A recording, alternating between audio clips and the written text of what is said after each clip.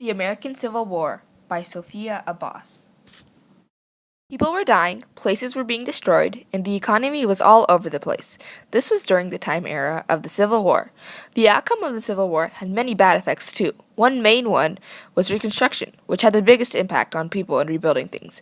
The Civil War had many causes to it, but there were some that were more important over others. Three important causes in which started the Civil War was the Fugitive Slave Act of 1850, Bleeding Kansas and John Brown 1856, and Kansas-Nebraska Act of 1854.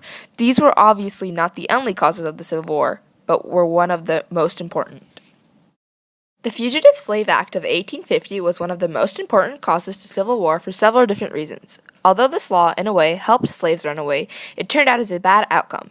This act put a federal crime to anyone who helped runaway slaves. It said runaway slaves could be arrested even in areas where slaves were illegal.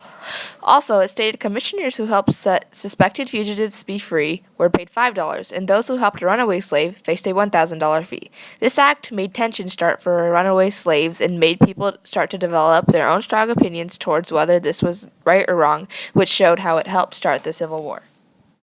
Bleeding Kansas and John Brown, 1856, also helped start the Civil War for different reasons as well. John Brown was an abolitionist who completely hated the idea of slavery and believed it was his duty to punish pro-slavery forces for the so-called Sack of Lawrence.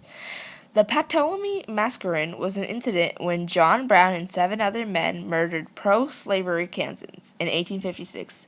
Less bloody deaths of this led to the whole situation being called Bleeding Kansas. John Brown was one of the first people to start violence and blood along with a strong belief to the Civil War, which is why Bleeding Kansas and John Brown are a major part to it.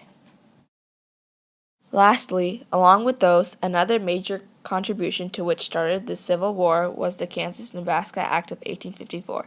This act said that the Louisiana Purchase would be divided into 2 territories, Kansas and Nebraska.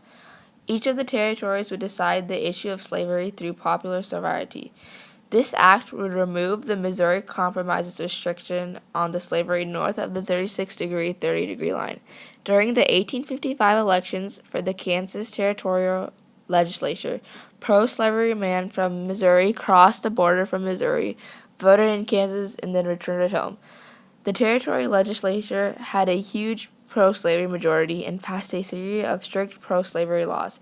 One law made it a crime to question anyone's right to hold slaves, and another one said that anyone caught up helping a fugitive slave would be punished by death. This made people gain a strong bias over the topic of territories, and people started crossing borders and taking actions which show how it was important to the beginning of the Civil War.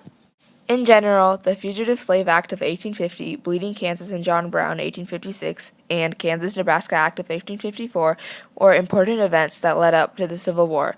Although some of these acts and people thought what they were doing was right, they were actually starting the Civil War.